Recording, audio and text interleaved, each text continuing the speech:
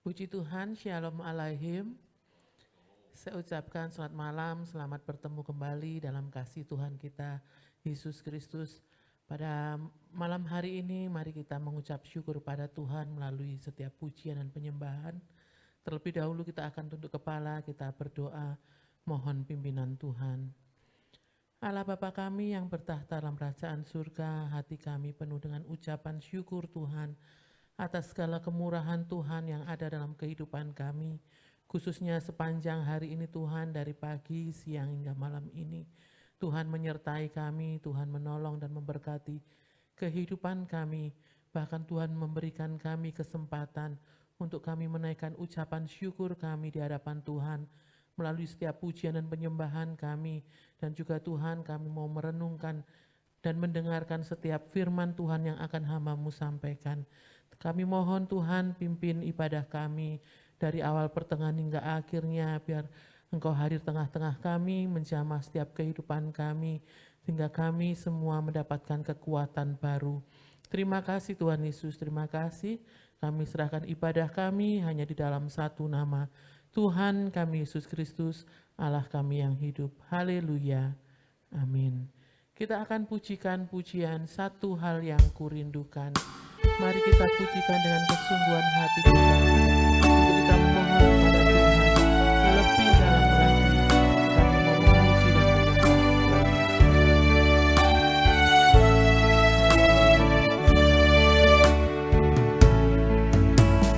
Satu hal yang kurindukan, ya Tuhan, selalu berada di dekat-Mu. Dengan segenap hati, dengan segenap jiwa, ku menanti di hadirat-Mu. Satu hal yang kurindukan, ya Tuhan, selalu berada di dekat-Mu. Dengan segenap hati, dengan segenap jiwa, ku menanti di hadirat-Mu. Lebih dalam lagi ku rindukan Tuhan, lebih dari segala yang ada. Lebih dalam lagi ku cintakan Yesus, ku mengasihi-Mu. Satu hal yang kurindukan, ya Tuhan, selalu berada di dekat-Mu. Dengan segenap hati, dengan segenap jiwa, ku menanti di hadirat-Mu. Satu hal yang kurindukan, satu hal yang kurindukan, ya Tuhan, selalu berada di dekat-Mu. Dengan segenap hati, dengan segenap jiwa, ku menanti di hadirat-Mu. Lebih dalam lagi ku rindukan Tuhan, lebih dari segala yang ada. Lebih dalam lagi ku cintakan Yesus, ku mengasihi-Mu lebih sungguh lagi. Satu hal yang kurindukan, ya Tuhan, selalu berada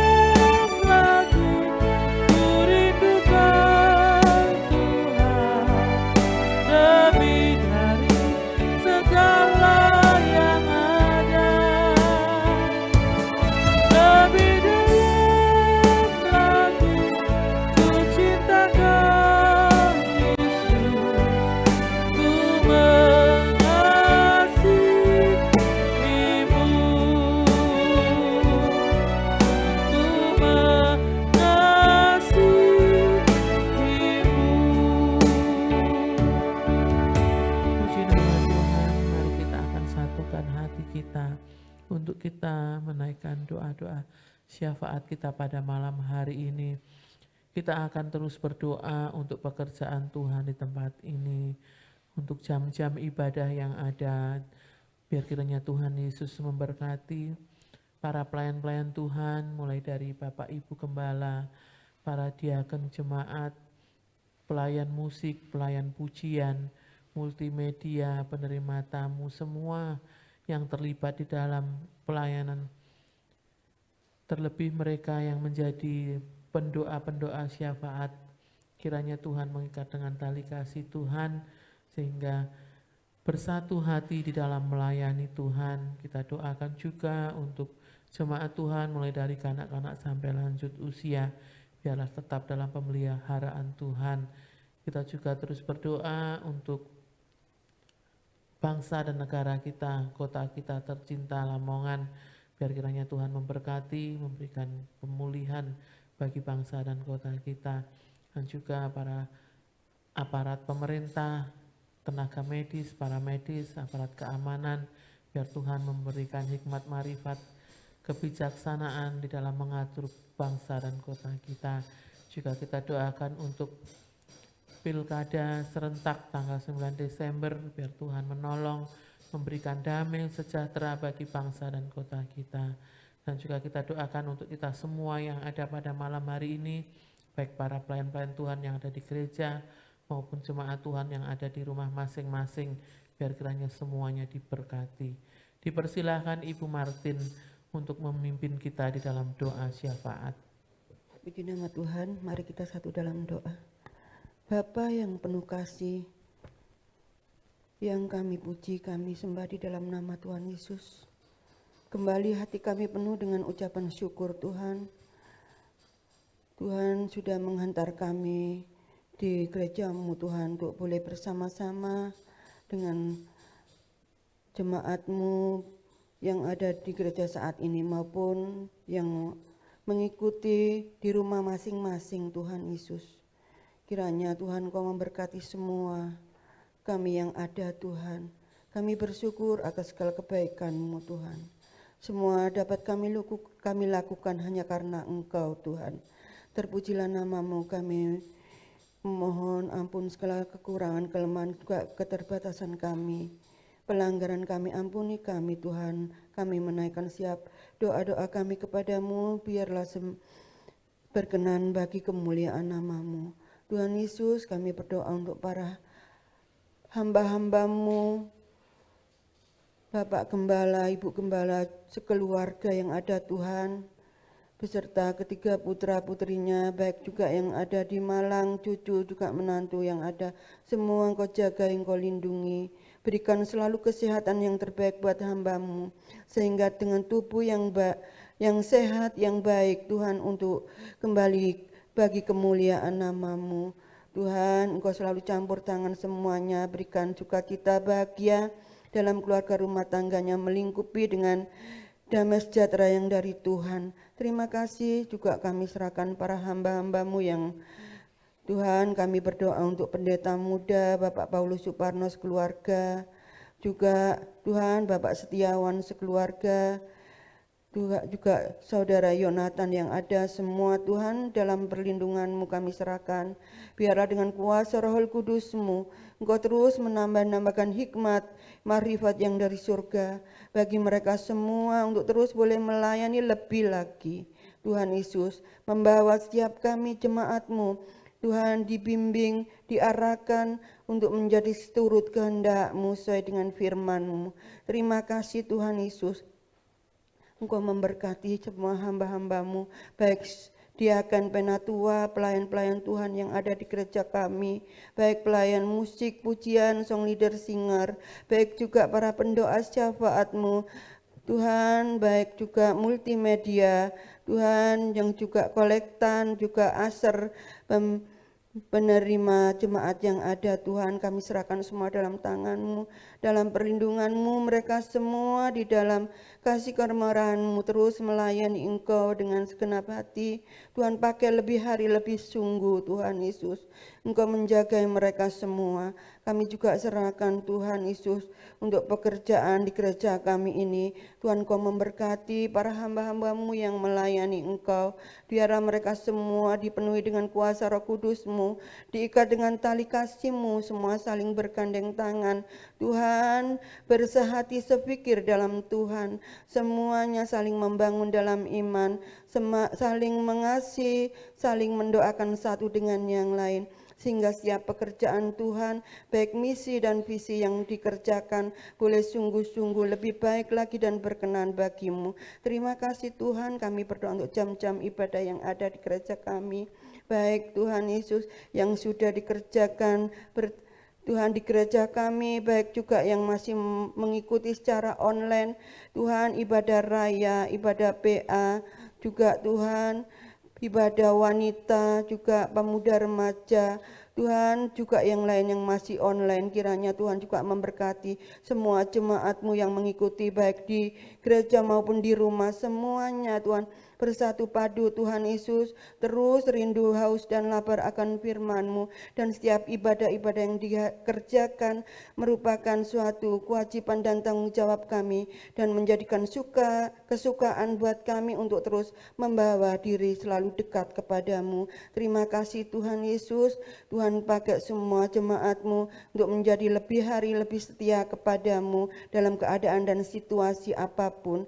Kami berdoa Tuhan, mulai jemaat-Mu yang dari kanak-kanak sampai usia remaja, pemuda, yang dewasa, juga yang memasuki lanjut usia. Tuhan, Engkau juga terus menjagai mereka, melindungi mereka, tambahkan kesehatan mereka, terus mereka penuh dengan sukacita, mau membawa diri dekat kepadamu, walaupun di rumah. Tuhan, mereka tetap terus beribadah kepadamu, mau berseru-seru kepadamu, dan mengasihi Engkau lebih lagi. Biarlah mereka semua diberikan kesehatan yang terbaik dan sukacita terus ada di dalam kehidupan mereka, sehingga tetap iman mereka terjaga Tuhan, dan Tuhan sendiri yang campur tangan dalam semuanya.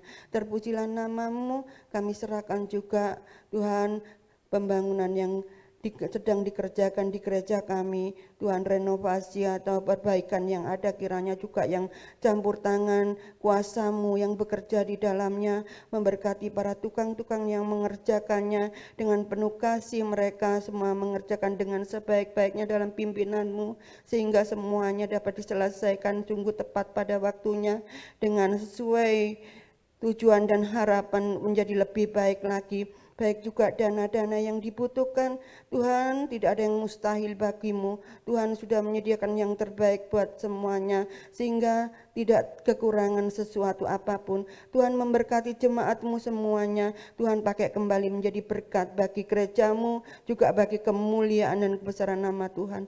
Terima kasih Tuhan, terima kasih Allahku. Kami semua yang ada di gereja saat ini Engkau memberkati, jemaat-Mu juga di rumah Engkau memberkati, biar mengikuti ibadah doa malam saat ini dengan sungguh-sungguh, mengikuti dengan baik, sehingga mereka mendapatkan apa yang mereka butuhkan. Terima kasih Tuhan, kami juga berdoa untuk bangsa dan negara kami yang kami cintai. Kalau situasi kondisi masih pandemi, biarlah Engkau sendiri yang tolong. Terus menerus kami berdoa Tuhan untuk semuanya menjadi lebih baik Tuhan Yesus, sehingga Tuhan kami patuh dan taat akan protokol kesehatan yang ada, sehingga diputuskan mata rantai yang ada, sehingga dipulihkan kembali bangsa kami berkemenangan di dalam Tuhan, penuh dengan kemuliaan nama-Mu. Engkau memberkati para pemimpin bangsa ini, dari mulai Bapak Presiden, Wakil Presiden, MPR, DPR, sampai ke daerah-daerah yang terpencil. Tuhan Yesus, dari sekeliling kami, kiranya Tuhan juga memberkati semuanya. Kami rindu semuanya ada damai sejahtera, ada ketentraman, kerukunan, ketenangan Tuhan Yesus, sehingga semuanya Tuhan Yesus menjadikan kami anak-anak-Mu terus pakai menjadi terang, menjadi saksi-Mu. Kami berdoa untuk pemilihan pilkada sebentar nanti Desember akan dilaksanakan juga. Doa kami kepadamu, mohon belas kasihan-Mu semuanya berjalan dengan lancar, tidak kekurangan suatu apapun. Dan Tuhan, semua yang terpilih Biarlah mereka tidak memakai kekuatannya sendiri, Tuhan Yesus. Dengan Tuhan Yesus mereka semua mementingkan kepentingannya sendiri pribadi Tuhan, tapi mementingkan kepentingan bersama, saling mengasihi, saling menghormati, sehingga terciptalah Tuhan Yesus tujuan bersama, bangsa ini dipulihkan dan bangsa ini diberkati dari segala segi bidang apapun. Terima kasih Tuhan, terima kasih. Sebentar lagi kami bersama akan diberkati akan firman-Mu.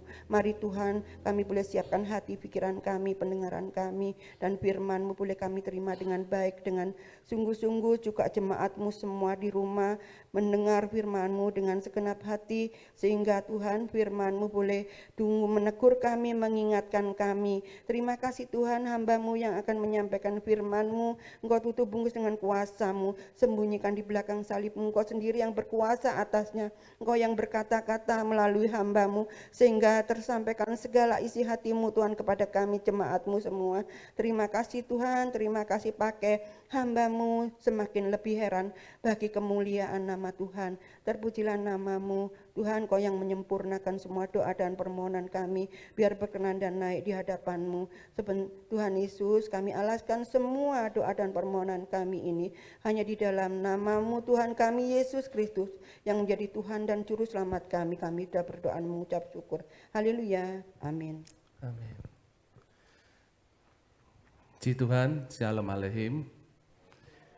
Kita bersyukur pada malam hari ini bisa kembali bersama dalam doa malam, baik di gereja maupun di rumah masing-masing. Biarlah kita melakukannya dengan kesungguhan hati, dengan keseriusan di hadapan Tuhan.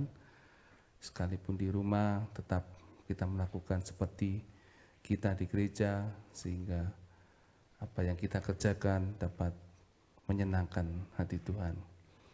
Kita mau merenungkan firman Tuhan yang terdapat di dalam Yeremia pasal yang ke-21. Yeremia pasal yang ke-21 ayat 1 sampai dengan yang ke-10. Yeremia pasal 21 ayat 1 sampai dengan 10. Dalam perikop pembuangan Raja Zedekia diberitahukan. Demikian firman Tuhan. Firman yang datang dari Tuhan kepada Yeremia ketika Raja Zedekia mengutus Pasyur bin Malkia dan Imam Sefanya bin Maaseya kepadanya dengan pesan, tanyakanlah kiranya petunjuk Tuhan untuk kami, sebab Nebukadnezar Raja Babel memerangi kami. Barangkali Tuhan mau melakukan kepada kami tepat seperti perbuatan-perbuatannya yang ajaib, sehingga Nebukadnezar mundur meninggalkan kami. Kata Yeremia kepada mereka, beginilah kamu katakan kepada Zedekia, sesungguhnya aku akan membalikan senjata perang yang kamu pegang, yang kamu pakai berperang melawan Raja Babel dan melawan orang-orang Kasdim yang mengepung kamu dari luar tembok. Aku akan mengumpulkannya ke dalam kota ini. Aku sendiri akan berperang melawan kamu dengan tangan yang teracung, dengan lengan yang kuat, dengan murka, dengan kehangatan amarah, dan dengan kegusaran yang besar. Aku akan memukul penduduk kota ini, baik manusia maupun binatang. Mereka akan mati oleh penyakit sampar yang hebat. Sesudah itu, demikianlah firman Tuhan, maka Zedekia Raja Yehuda dan pegawainya dan rakyat di kota ini yang masih tinggal hidup dari penyakit sampar, dari pedang, dan dari kelaparan akan kuserahkan ke dalam tangan Nebukadnezar, Raja Babel, yaitu ke dalam tangan musuh mereka yang berusaha mencabut nyawa mereka. Orang akan memukul mati mereka dengan mata pedang, tanpa merasa sayang, tanpa belas kasihan, dan tanpa ampun. Tetapi kepada bangsa ini haruslah kau katakan, beginilah firman Tuhan, sesungguhnya aku menghadapkan kepada kamu jalan kehidupan dan jalan kematian. Siapa yang tinggal di kota ini akan mati karena pedang, karena kelaparan, dan karena penyakit sampar. Tetapi siapa yang keluar dari sini dan menyerahkan diri kepada orang-orang Kasdim yang mengepung kamu, ia akan tetap hidup, nyawanya akan menjadi jarahan baginya. Sebab aku telah menentang kota ini untuk mendatangkan kecelakaan dan bukan untuk mendatangkan keberuntungannya. Demikianlah firman Tuhan. Kota ini akan diserahkan ke dalam tangan Raja Babel yang akan membakarnya habis dengan api. Amin. Di sini, di ayat yang kita baca, diceritakan bagaimana pembuangan Raja Zedekia yang diberitahukan. Tuhan telah memberitahukan penghukuman bagi bangsa Yehuda. Kalau kita melihat bagaimana pemerintahan dari Zedekia di dalam 2 Raja-Raja pasal yang ke-24 ayat yang ke-18 dan 19. Zedekia berumur 21 tahun pada waktu ia menjadi raja, dan 11 tahun lamanya ia memerintah di Yerusalem. Nama ibunya ialah Hamutal binti Yeremia dari Libna. Ia melakukan apa yang jahat di mata Tuhan, tepat seperti yang dilakukan Yoyakin. Ini yang menjadi kegusaran Tuhan, ketidaksenangan Tuhan, bahwa Raja Zedekia memimpin di Yerusalem dengan berbuat jahat di mata Tuhan, sehingga Tuhan menyerahkan bangsa Israel ini ke tangan Babel, sehingga pada waktu itu bangsa ini telah dikepung dan tidak bisa kemana-mana. Baru Zedekia datang kepada Tuhan, tetapi datang kepada Tuhan, bertanya kepada Tuhan hanya sekedar ala kadarnya, tidak sungguh-sungguh. Karena di situ dikatakan, tanyakanlah kiranya petunjuk Tuhan untuk kami, sebab Nebukadnezar Raja Babel memerangi kami. Barangkali Tuhan mau melakukan kepada kami tepat seperti perbuatannya yang ajaib, sehingga Nebukadnezar mundur meninggalkan kami.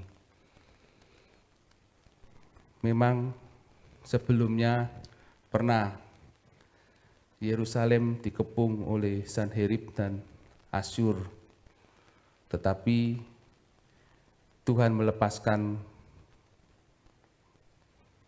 mereka, Tuhan membebaskan bangsa Israel dari kepungan yang ada. Raja Zedekia ini melihat sejarah yang ada, dia ingin menanyakan kepada Tuhan, barangkali mau melakukan kepada kami tepat seperti yang pernah diperbuatnya, perbuatan yang ajaib. Di dalam 2 Raja-Raja pasal 19 ayat 35 sampai 36.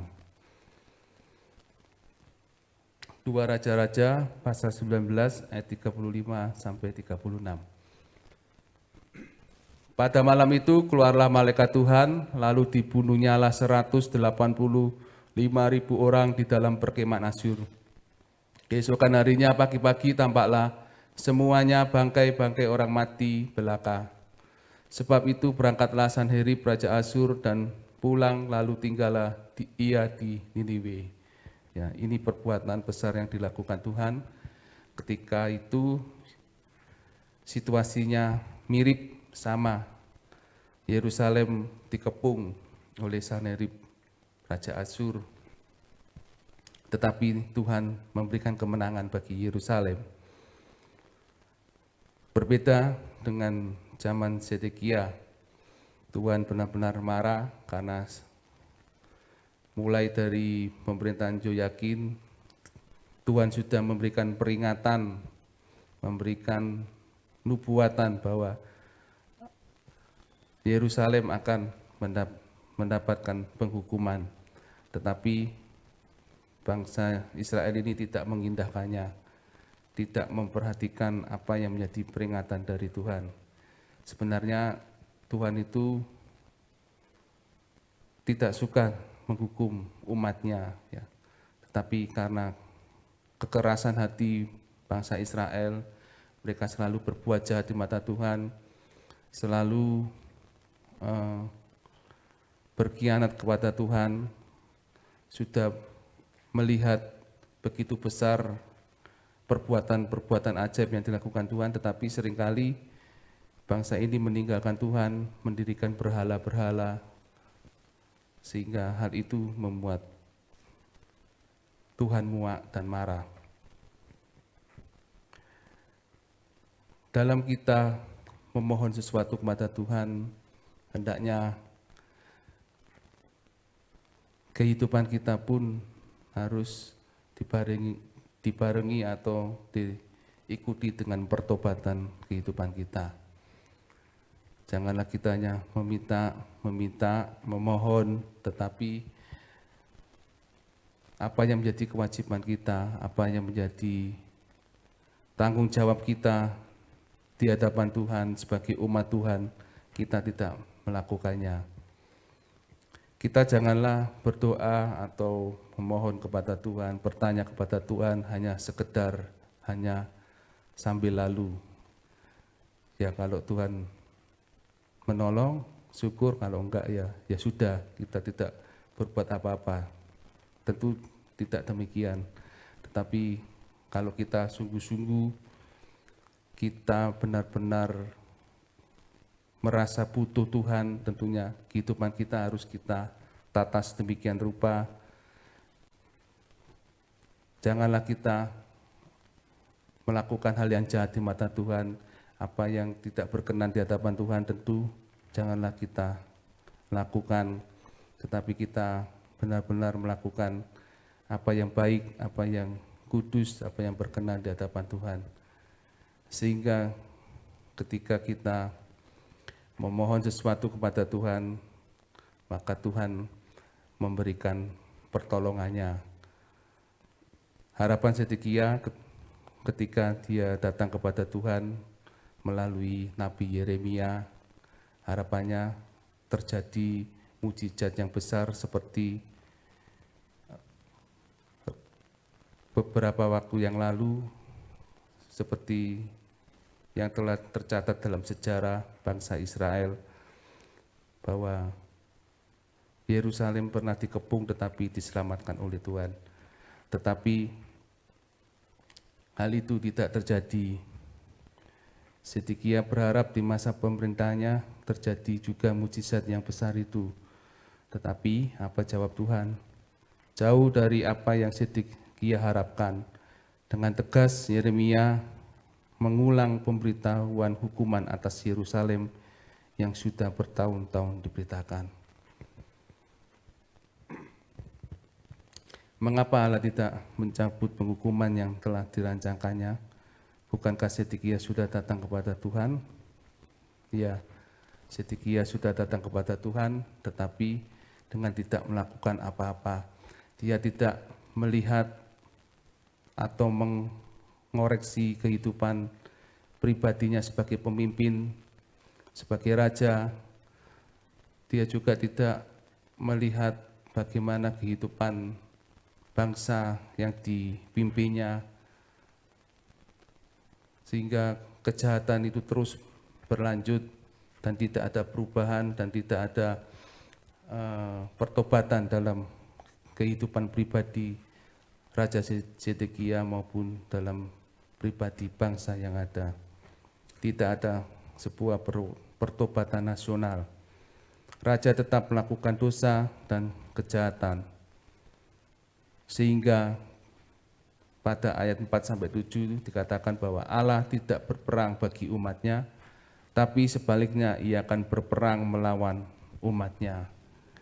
Biasanya Allah melakukan pembelaan terhadap umatnya, tapi kali ini Allah benar-benar melawan umatnya. Sungguh situasi yang sangat mengerikan ya. Kalau kita sudah menjadi lawan Tuhan, siapa yang dapat membela kehidupan kita? Di ayat yang ke-8 sampai 10 itu, satu-satunya jalan untuk selamat adalah meninggalkan Yerusalem dan menyerah kepada Nebukadnezar.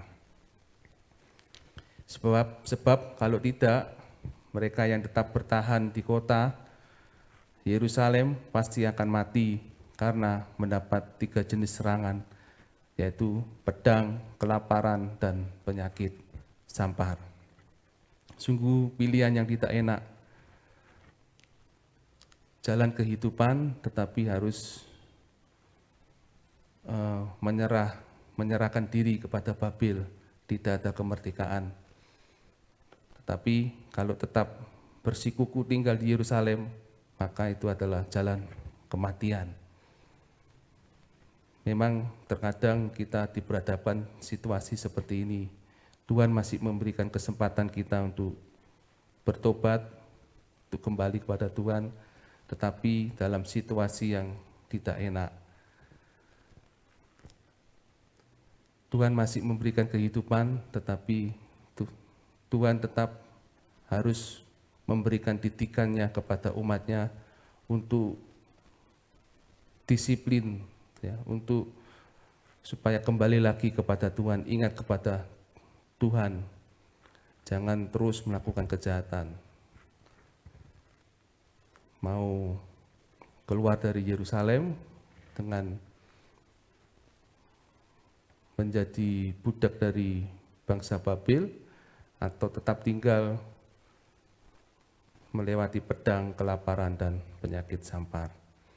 Sedekia tidak mendapat mujizat Tuhan karena bertahan dalam kejahatannya, tidak mengoreksi apa yang menjadi penyebab semua yang terjadi dalam kehidupan ini. Memang situasi yang tidak enak tidak selalu diakibatkan oleh dosa, tetapi alangkah bijaknya ketika kita mengalami lembah kekelaman, mengalami sebuah ketidakenakan, kita mengoreksi diri kita. Jangan-jangan kita telah berbuat jahat di mata Tuhan, jangan-jangan kita telah bersalah di hadapan Tuhan. Tapi juga ya jangan mengada-ngada, ya, kalau kita tidak ada salah, tidak ada dosa, lalu kita membuat pengakuan dosa yang mengada-ada, tidak. Tetapi ketika kita mengoreksi diri, mintalah kepada Roh Kudus untuk menuntun apa yang menjadi penyebab semua ini. Jika itu dosa, mari kita bertobat, datang kepada Tuhan, benahi kehidupan kita. Kita pernah mengalami juga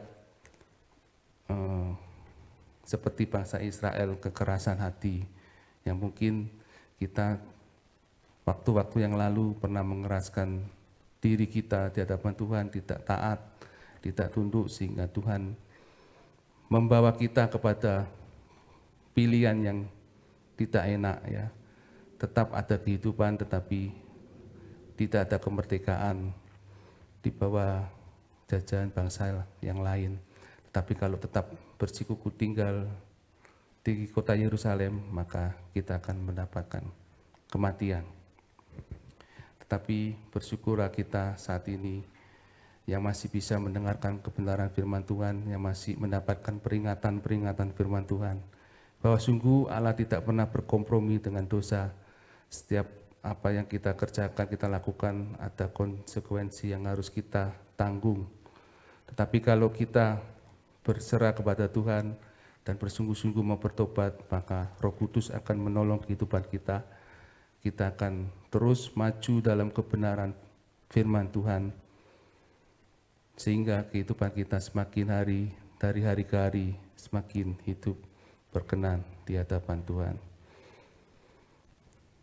Terkadang juga Tuhan tetap menolong kita bukan dengan cara membebaskan kita dari hukuman, tetapi ada konsekuensi yang harus kita tanggung akibat kebebalan dan kekerasan hati kita, dan Tuhan memberikan tuntunannya sehingga bisa keluar dari kesukaran dan kesulitan yang kita hadapi. Mari pada malam hari ini, firman Tuhan tidak saya panjangkan, tetapi biarlah kita merenung bersama dalam tiap-tiap peringatan firman Tuhan, dalam sejarah bangsa Israel, dalam sejarah yang terdapat di dalam Alkitab, itu mari kita sikapi dengan keseriusan, jangan cuma angin lalu, itu sekedar cerita, itu sekedar masa lalu Tuhan yang begitu hebat. Lalu apakah kita tidak percaya saat ini Tuhan pun bisa melakukan hal-hal yang hebat dan perkasa dalam kehidupan kita? Tentunya kita harus tetap mempercayainya.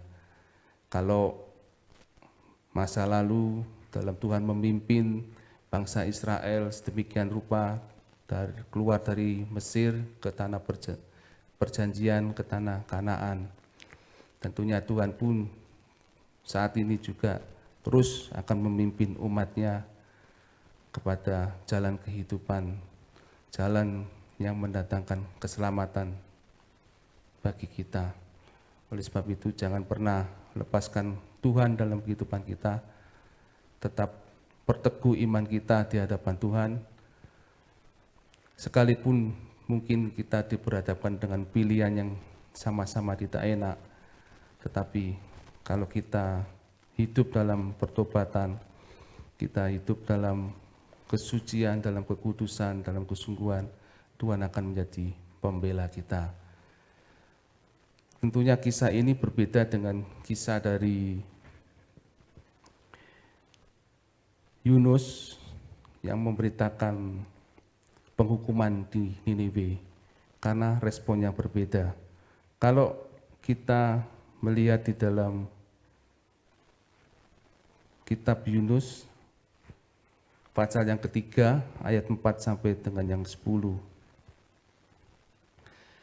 Mulailah Yunus masuk ke dalam kota itu sehari perjalanan jauhnya, lalu berseru, 40 hari lagi maka Niniwe akan ditunggang balikkan. Orang Niniwe percaya kepada Allah, lalu mereka mengumumkan puasa, dan mereka, baik orang dewasa maupun anak-anak, mengenakan kain kabung. Setelah sampai kabar itu kepada raja kota Niniwe, turunlah ia dari singgasananya, ditanggalkannya jubahnya, diselubungkannya kain kabung, lalu duduklah ia di abu. Lalu atas perintah raja dan para pembesarnya, orang memaklumkan dan mengatakan, di Niniwe demikian, manusia dan ternak, lembu sapi dan kambing domba tidak boleh makan apa-apa, tidak boleh makan rumput dan tidak boleh minum air. Haruslah semuanya, manusia dan ternak, berselubung kain kabung dan berseru dengan keras kepada Allah, serta haruslah masing-masing berbalik dari tingkah lakunya yang jahat dan dari kekerasan yang dilakukannya. Siapa tahu mungkin Allah akan berbalik dan menyesal serta berpaling dari murkanya yang bernyala-nyala itu, sehingga kita tidak binasa.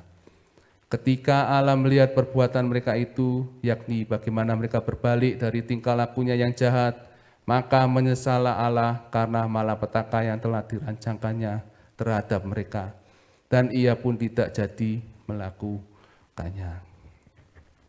Inilah yang harus menjadi bagian dalam kehidupan kita ketika Tuhan mendidik kita, menghardik kita, memberikan peringatan kepada kita. Responi dengan benar, dengan tepat, ya, dengan memperbaiki apa yang menjadi kesalahan kita, apa yang membuat Tuhan sedih, yaitu jangan kita lakukan kembali. Kita bersungguh-sungguh bertobat seperti orang Niniwe ini. Awalnya Allah juga marah karena kejahatannya yang luar biasa, sehingga dalam 40 hari dari pemberitaan Yunus, Niniwe akan ditunggang balikkan. Tetapi raja, mulai dari raja, rakyat, bahkan sampai ternak, mereka melakukan tobat nasional. Mereka melakukan puasa. Mereka bersungguh-sungguh menyesal apa yang telah pernah diperbuatnya. dan berbalik dari tingkah lakunya yang jahat. Ini yang penting dalam kehidupan kita. Janganlah kita terus berkubang atau bermandikan dosa, tapi terus kita datang kepada Tuhan, membawa hati yang bersih, membawa hati yang suci, membawa hati yang benar-benar rindu akan Tuhan, akan menyenangkan Tuhan. Jangan sampai kita ada kejahatan sedikit pun dalam hati kita. Tetapi mari kita mau bertobat, mau bersungguh-sungguh, sehingga Tuhan akan memberikan kemurahannya dalam kehidupan kita mulai hari ini sampai Tuhan memanggil kita satu persatu. Puji Tuhan, demikian renungan yang dapat saya sampaikan. Biarlah kehidupan kita semakin dekat kepada Tuhan. Dalam kita berdoa, janganlah kita sekedar berdoa, tetapi imani dengan sungguh-sungguh dan ikuti dengan sebuah pertobatan yang sungguh-sungguh. Biarlah buah pertobatan itu boleh nyata dalam kehidupan kita dan nama Tuhan semakin dipuji dan dimuliakan. Amin. Mari kita berdoa. Bapa yang baik, terima kasih buat malam hari ini atas pimpinan dan penyertaan-Mu. Kami telah melakukan doa malam dan biarlah Tuhan Kau mau sempurnakan setiap apa yang kami kerjakan sehingga menjadi persembahan yang berbahagia di hadirat-Mu. Bapa, ajarlah kami untuk tidak mengeraskan hati, bawa kami kepada hati yang lemah lembut untuk mendengarkan firman-Mu, menerima firman-Mu, menerima didikan, menerima ajaran firman-Mu, karena semuanya itu membawa kami kepada keselamatan yang kekal. Biarlah Tuhan, sikap remeh yang ada pada kami, meremehkan firman-Mu, meremehkan peringatan-peringatan-Mu, meremehkan nasihat-nasihat firman-Mu, biarlah tidak ada dalam kehidupan kami, tetapi kami benar-benar meresponi apa yang menjadi nasihat, apa yang menjadi teguran firman-Mu, sehingga firman-Mu terus memperbarui kehidupan kami dari hari ke hari. Jangan biarkan kehidupan kami menjadi bebal dan menjadi bodoh seperti yang pernah dialami oleh bangsa Israel. Sehingga Tuhan kami semakin hari semakin hidup menyenangkan hati-Mu Bapa. Roh Kudus, kami butuh tuntunan dan arahan-Mu, karena sungguh kami manusia yang lemah, yang seringkali mudah jatuh dalam dosa. Oleh sebab itu, biarlah Tuhan, biarlah Roh Kudus terus membimbing kami, menuntun langkah tiap jalan kami, sehingga dalam setiap jalan kami terus diterangi oleh kebenaran firman-Mu, dan kami mau dididik dan diarahkan kebenaran firman-Mu, dan nama-Mu saja yang dipermuliakan Bapa. Terima kasih Bapa, terima kasih Yesus, berkati setiap kami yang telah mengikuti ibadah doa malam pada hari ini. Apa yang menjadi kerinduan kami, apa yang menjadi pergumulan kami serahkan dalam tangan-Mu. Dan biarlah Tuhan hidup kami semakin hari semakin berkenan di hadapan-Mu Bapa. Terima kasih Bapa, terima kasih. Kami mengucap syukur pada malam hari ini hanya di dalam nama Tuhan Yesus Kristus, Tuhan dan Juru Selamat kami yang hidup. Haleluya, amin. Puji Tuhan, ibadah doa kita telah selesai. Tuhan Yesus memberkati Bapak Ibu yang sudah mengikuti ibadah doa malam pada hari ini. Kita bertemu lagi dalam ibadah doa malam pada hari Senin pukul 18.30 sampai dengan selesai.